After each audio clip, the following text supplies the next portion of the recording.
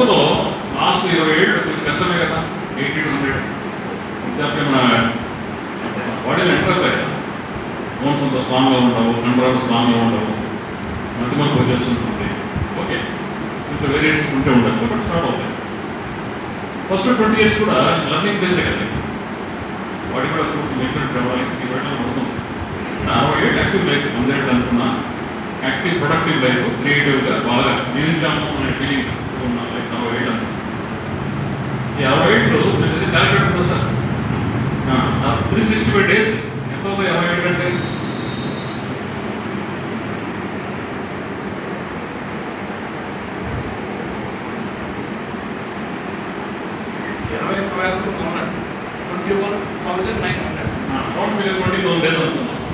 అంటే మన మనిషి జీవితం 20,000 days. ఎక్కువ అనిపిస్తుందా తక్కువ అనిపిస్తుందా? 20,000 days ఎక్కువైతే చాలా తక్కువ అనిపిస్తుంది నాకైతే. 20,000 రోజులైనా తక్కువ. ఆల్రెడీ 10,000 రోజులు అయిపోయి, 15,000 రోజులకు మనకి అయిపోయి, ఇంకా అంటే 5,000 రోజులు 10,000 రోజులు ఉన్నాయి అంతే, ఏం లేదు. కానీ కూతురు అట్లా ఈ స్మృతి పదంలో ఉంటున్నాం. ఇంకా నాకున్న 5,000 days ఇక్కడ 10,000 days మాత్రమే ఉన్నాయనే స్మరణం లేదు. లేకపోవడం వల్ల మనం ఇంకా ఇక్కడే ఇంకో 1000 ఏళ్ళు ఉంటామని, 2000 సంవత్సరం ఉంటామని ఆ ఫీలింగ్ తోటి రివ్యూ చేస్తున్నాం. ఇంకా ఈ యొక్క గ్రావిటేషన్ ఫోర్సెస్ అంటే మన కిందికి లాగే ఫోర్సెస్ ఏమున్నాయి? కుటుంబము, వ్యాపారము, ఆరోగ్యము, ఇవన్నీ ఏమో ఉన్నాయి కదా. వీటిలోనే పడి బాధపడుతూనే ఉన్నాం. ఎందుకు? Life is very short. 20,000 days అంటే ఈ 20,000 daysలో ఏ రకంగా జీవిస్తున్నాము అనేది వ్యక్తిగతంగా డిఫరెంట్. ఒక సాధారణమైన వ్యక్తికి, ఒక ఆధ్యాత్మిక వ్యక్తి తేడా. ఆధ్యాత్మిక వ్యక్తి ఆ 20,000 daysని కరెక్ట్గా యూజ్ చేసుకుంటాడు. వేస్ట్ చేయడు.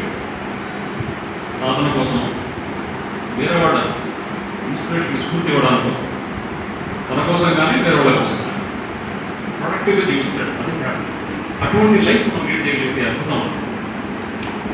ఇంకోటి, మీరు భద్రసార్ లాగానో లేకపోతే వివేకానందుడు లాగానో అన్ని దేశాలు, అన్ని ప్రదేశాలు తిరగాల్సిన అవసరం కూడా లేదు.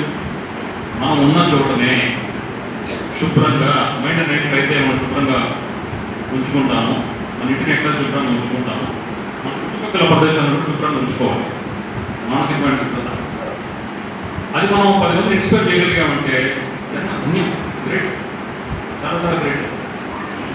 1000 మంది, 1,00,000 మందిని ప్రపంచం గుర్తు పెట్టుకోవాలంటే అవసరం కూడా ఏం లేదు. ఏం అవసరం లేదు. మనం పవిత్రత ఏముంటుంది? ఇంత పడమే కదా ఉంటుంది, అది తప్ప ఏముండదు. అందరికంటే పరిస్థితి. కాబట్టి ఈ చిన్న చిన్న విషయాలను గుర్తుపెట్టుకోవడం అవసరం. దీన్ని స్మరణ అంటారు. స్మరణ అనేది వెరీ వెరీ ఇంపార్టెంట్. స్మృతి అనేది వెరీ వెరీ ఇంపార్టెంట్.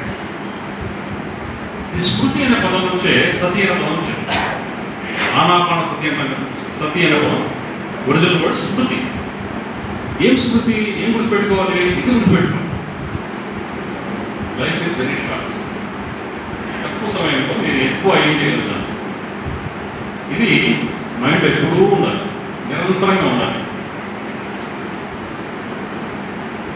ఆ స్మృతి పదంలోనే జీవించాలి. ఆనాపాన సతి అని గౌతమ బుద్ధుడు ఆయన ద్వారా చాలా పాపులర్ అయిపోయింది. ఎప్పటి నుంచో ఆ పదం ఉన్నప్పటికీ ఆయన ద్వారా ఎక్కువ ఫేమస్ అయిపోయింది. ఈ ఆనాపాన సతి అన్నది ఒరిజినల్గా వేదాలలో దాని ఒరిజినల్ పేరు వచ్చేసి ప్రాణాపాన స్మృతి. ప్రాణ ఆపాన స్మృతి. ప్రాణ అంటే గాలి తీసుకోవడం, ప్రాణవాయువు ఇన్హలేషన్, గాలి తీసుకుని శ్వాస. ఆపాన అంటే బయటికి వెళ్ళి. ఈ ప్రాణ ఆపాన రెండు కలిసి ఉంటుంది. ప్రాణ ఆపాన వచ్చేది పోయేది మధ్యలో ఉంటుంది. అది నిర్మాణ స్థితితో సమానం. ఉచ్ఛ్వాస నిశ్వాస మధ్యలో గ్యాప్ ఎంత గమనించాలా? Gap most important. ఉచ్ఛ్వాస కంటే ఇంపార్టెంట్, నిశ్వాస కంటే ఇంపార్టెంట్.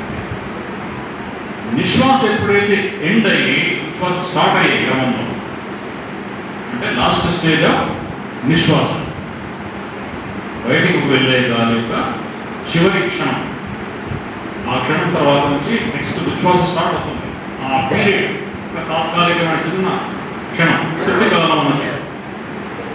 ఫ్రాక్షన్ ఆఫ్ సెకండ్ నిపాణ స్టేట్.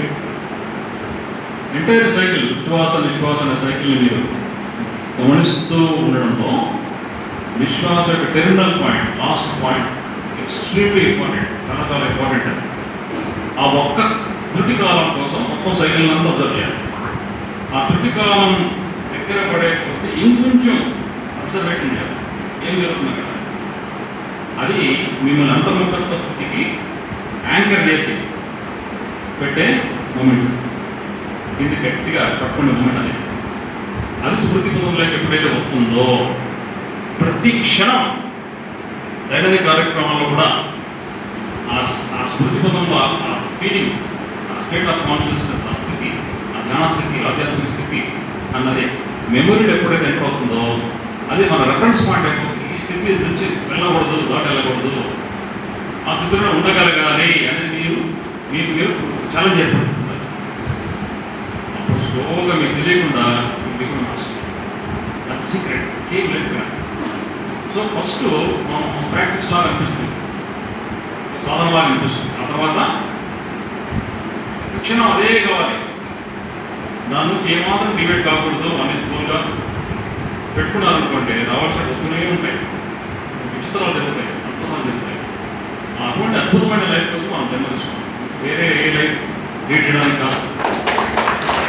వచ్చి అన్నీ మర్చిపోయేసి జరగాల్సిన దానికోసం మనం ఎందుకైతే పుట్టామో అది పూర్తిగా మర్చిపోయి మిగతా అన్నీ చేస్తున్నాం. టైం పాస్ చేస్తున్నాం, టైం వేస్ట్ చేస్తున్నాం. టైం వేస్ట్ అయ్యాం.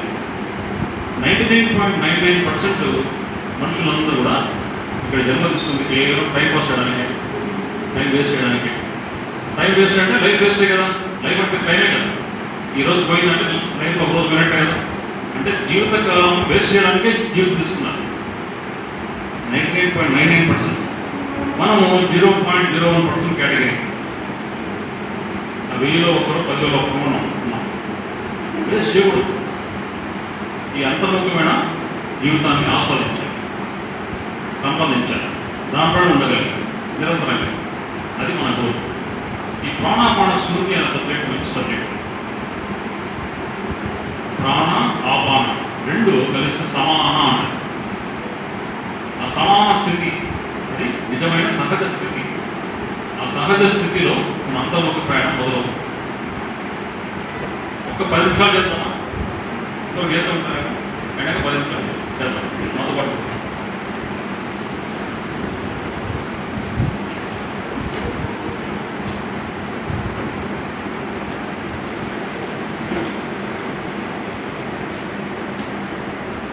నేను కొంచెం తేడాకి వెళ్తాను, కొంచెం తేడా మీకు తెలిసిందే. కొంచెం తేడా ఏంటంటే మీరు చైర్స్లో కొంచెం ముందుకు వచ్చేయండి.